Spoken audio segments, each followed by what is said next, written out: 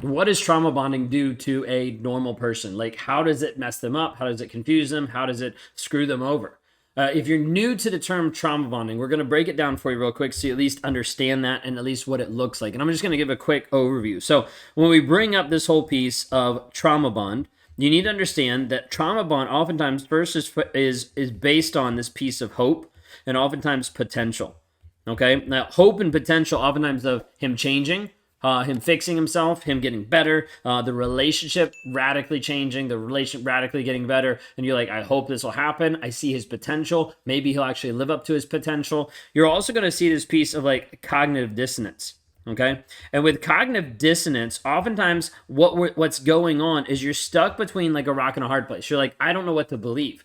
Do I believe his words or do I believe his actions? Now, there's a million different examples and way more in depth we can go, which we do inside the Clarity Challenge that we run. But cognitive dissonance, that's like at its core, very basic level. It's stuck between two different versions of reality. And oftentimes you come up with a different justification.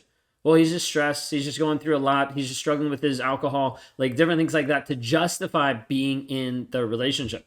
And then the third thing typically is being locked in with these ups and downs. Oftentimes you'll hear this of like the more like bigger word in one sense of intermittent reinforcement. And these are the highs and the lows that are happening inside the relationship. It's really great and then it's really bad. And it's wonderful and it's really bad. He loves me and then he hates me. And so you need to understand when we're dealing with this piece of a trauma bond, all of these things actually come together and produce this cocktail that a lot of times we'll deal with that looks very similar to addiction. You're like, wait a second, how does this look like addiction? Because at this point, you become addicted to the other person. Like you become addicted to how he's going to be, to what life is without him. You become addicted of like, I need this in my life. Do you see this right now? How many of you feel like you're addicted to the toxic person? Like type in me into the chat.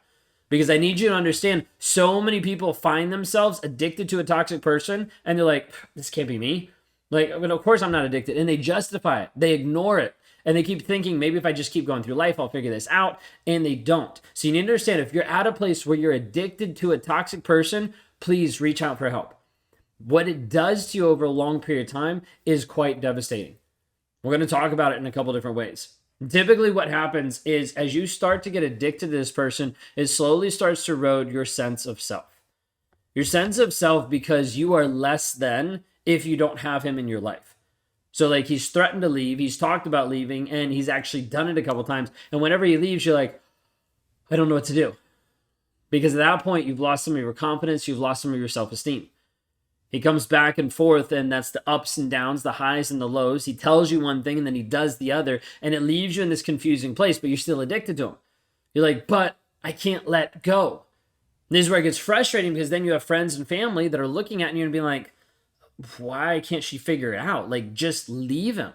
Like, he's not good for you. Like, just break up. Just move on. And they try to give you different advice that oftentimes is well-intended, but oftentimes only just hurts you more because they don't actually get it. They don't get that they're dealing with a person who's struggling with an addiction. Now, think of it as someone who is struggling with alcoholism and they're struggling to stop drinking and it's just happening over and over. They might know, and they might get to the place that they know is bad for me. Like it's not actually helping me be the person that I want to be. I'm not showing up for the people that I want to show up for. I'm not showing up for me when I'm drunk. Okay, like that's the idea. So they might get to a place where they know and understand that, but it doesn't stop the actual addiction because it's an addiction at that point. And even though it's a choice, there's a lot of thought process that has to get underneath of like, wait a second, why am I doing this? What is it costing me? How do I actually change my thought process so that alcohol isn't the first thing that I run to? Because it's an active addiction that keeps pulling me back, keeps sucking me in. So this is the thing you have to understand is your friends and family, they don't get it. Okay, maybe they haven't struggled with addiction issues. Maybe they haven't been with a toxic person. So as a result, they don't get it. They don't understand how to be able to deal with this. So they might give well-intended advice that only pisses you off, that only hurts you more, that also isolates you more. Because you're like, well, if they don't get it, then I'm not going to talk to them about it. Now, besides the fact of you losing confidence, you losing self-esteem, there's also this piece of confusion that comes in where you start doubting not just your own worth, that's a huge piece of it, but doubting your ability to make decisions. Like doubting if you actually know what you actually know. You see this so many times when you're trying to run your business and you're trying to make decisions in the business and you're like, this isn't a hard decision. I've made this 1,000 times. Why am I struggling with it now? It's because when you're in this type of a toxic relationship, slowly pulls at you so that you no longer have the same level of confidence. This is one of the hardest things because sometimes people have to even step past their ego at times because they'll come into the calls and they'll be like, I'm not this person.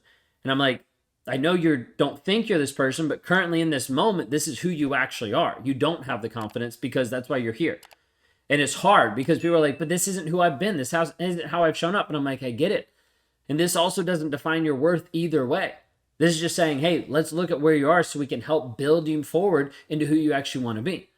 But confidence, like losing that sense of perspective of who you actually are, is massive inside of a toxic relationship. Now, the problem is once your mindset gets adjusted so much, it starts affecting every single aspect of your life. It starts cascading into all different areas. So all of a sudden your mindset goes, typically the first sense that goes is like spirituality, like your meditation practices, your grounding techniques, the stuff that lowers your anxiety and stress, those typically go out the window. Now, when that goes out the window, it typically emanates down into your body of like how you're actually showing up for you.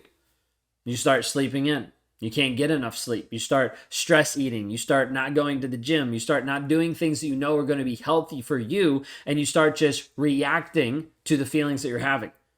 Now, so many times when a person's been in a toxic relationship and they are trauma bonded, we will see many things that get shown in the body of what's actually happening. So like people that develop autoimmune disease that they never had any of these before. And people that start struggling in different ways that doctors can't even figure out because it's induced by the stress and the anxiety of being in the toxic relationship. Maybe you're in the relationship and you've started to have hair loss and you're like, this doesn't even make sense. Why would I have hair loss? Well, it's because your body actually knows the trauma that it's in. And so many people get confused of what's going on. They'll have extreme weight gain, extreme weight loss, so many different things that will happen and like rack their body. And they're like, I don't know what to do about it. And oftentimes nothing you can do will fix it until you actually get clarity and break off from this toxic person. And trauma bonding is this addictive piece that makes you stuck in so many ways.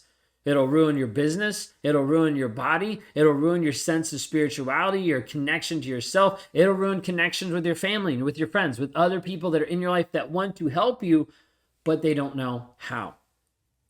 If you're addicted to a toxic person, I want you to know that there is a way to be liberated from it. There is a way to be free. You're not doomed into this narcissistic magnet cycle that you will always be there. But what we can do is work on healing you.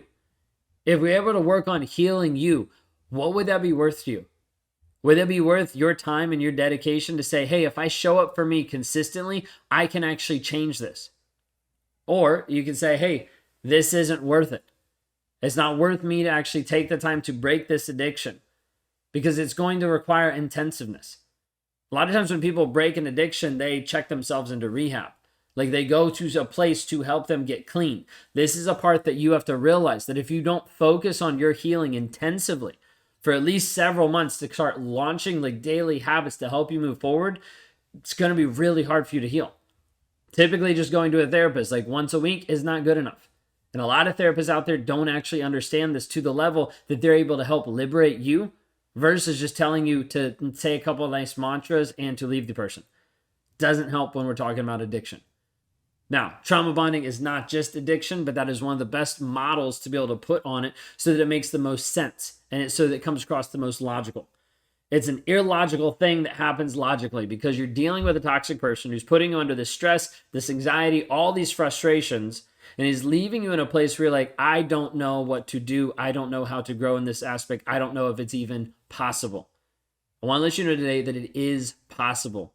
But you have to be willing to step forward and say, hey, I actually want to be free from this addiction.